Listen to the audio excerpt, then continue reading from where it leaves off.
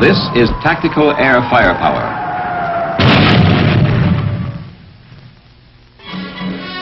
It was born in World War I. It was immediately effective.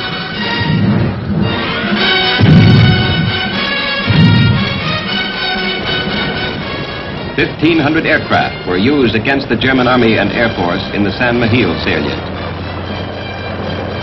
This unique use of tactical air firepower was devastating. 16,000 Germans surrendered, and the salient was destroyed as an enemy strongpoint.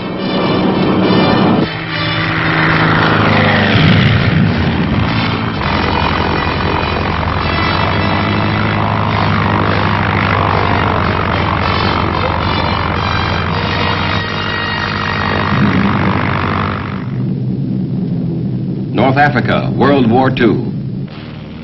Greatly improved fighters and fighter bombers smashed targets in close support of ground forces. Controlled by ground commanders down to division and corps level, tactical aircraft were employed chiefly against immediate objectives of individual ground units. Enemy airfields, supply lines, and communications were only occasional targets. This uncoordinated use of tactical air firepower assisted the advance of a few surface forces, but was unsuccessful in speeding the movement of the overall Allied force, which suffered constant attack from German aircraft. A new doctrine, established jointly by Allied military leaders, placed all air forces under the control of a highly placed air commander. This enabled massing tactical air firepower for use where and when it was most needed.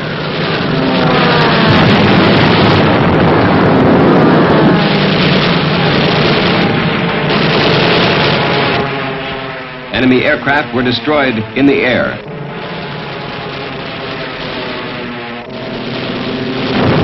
On the ground, far behind the lines.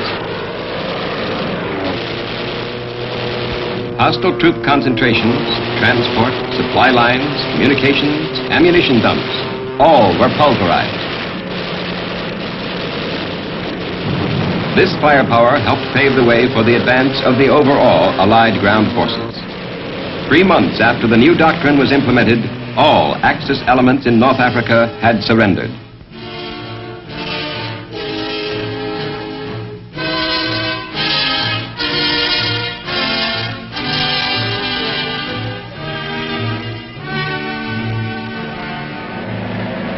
The new doctrine was further proved in Sicily and Italy. Pre-invasion bombing and strafing destroyed or drove out 50% of Axis aircraft, providing air superiority before the invasion by ground forces.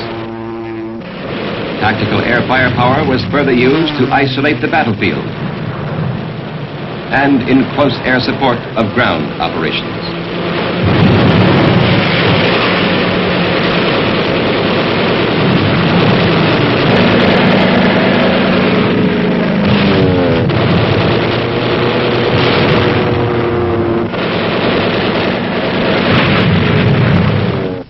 The German theater commander in Italy, Field Marshal Kesselring, had this to say: "The Air Force was constantly attacking our supply lines and always kept close on our heels.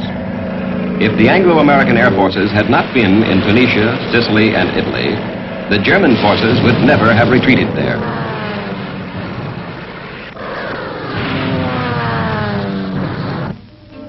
The British commander, General Montgomery, said of the new doctrine, "If air is placed under ground command, the battle will be lost. The greatest asset of air power is its flexibility." General von Senger, commander of the German 14th Corps in Italy, spoke of his retreat across the Po River. "We lost all our equipment," he said. "North of the river, we were no longer an army." General Mark Clark, 5th Army commander, said, "The effective air support given us will go down in history as a classic example of the competent employment of air power in the close support of ground forces."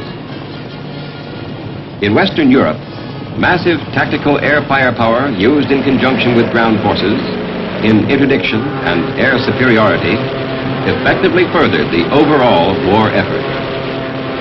From D-Day to the German surrender, almost 11,000 enemy aircraft were destroyed.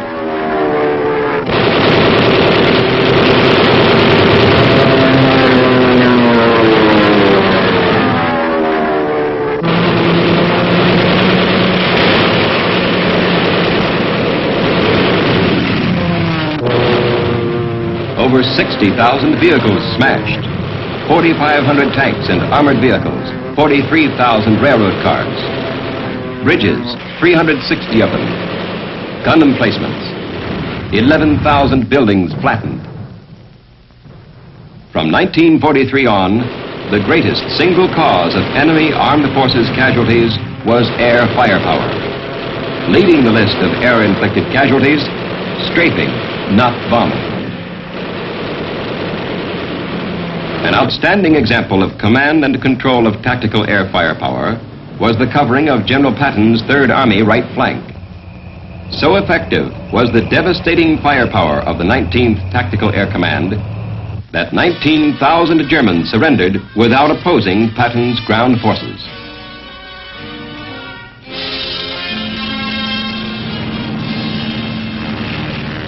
The Pacific War was conducted under the same doctrine of centrally controlled air forces. Attacks on Japanese airfields in New Guinea,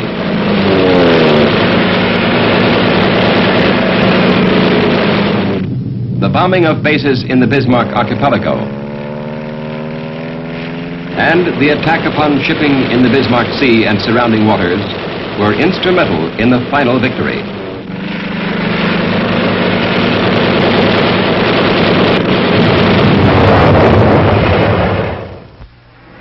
The Korean War clearly emphasized that the element of speed was to play an important role in further tactical operations. Speed became necessary to survive not only enemy air fighters, but enemy ground defenses as well. Conventional fighters like the P-51 suffered higher losses because of enemy ground fire while performing the close support mission than jet aircraft with their greater speed, range, and payload. Speed was an important part of the jet fighter's armor. In initial stages and prior to the Incheon and Munsan landings, air superiority was attained and held, while close air support prevented the complete destruction of outnumbered ground forces during their withdrawal to the Pusan area of operations. The late General Walton Walker, who lost his life while commanding the 8th Army and the United Nations forces in Korea, said, "No commander ever had better air support than has been furnished by the 5th Air Force. If it had not been for the air support we received, we would not have been able to stay in Korea." Later, when the front lines became static, emphasis shifted to interdiction.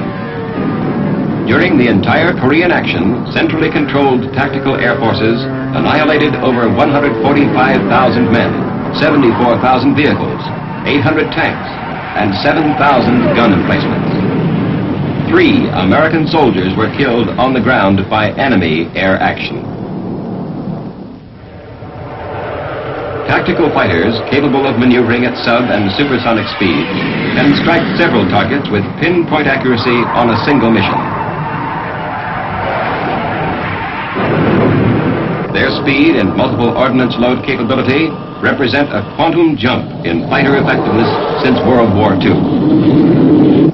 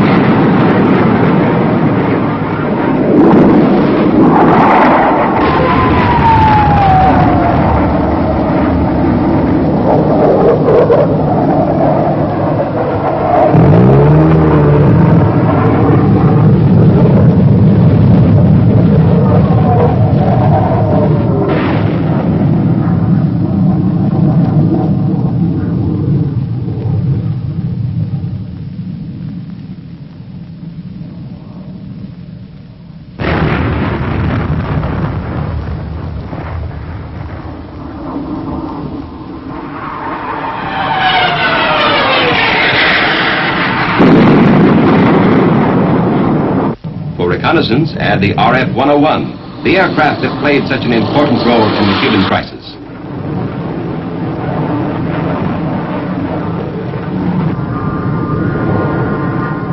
Speed will continue to be of the utmost importance in tactical fighter operations.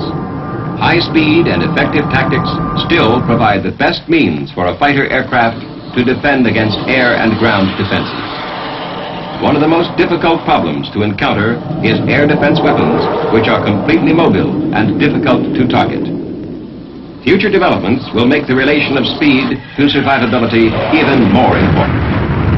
Air Force aircraft must deliver the greatest possible firepower in the shortest possible time.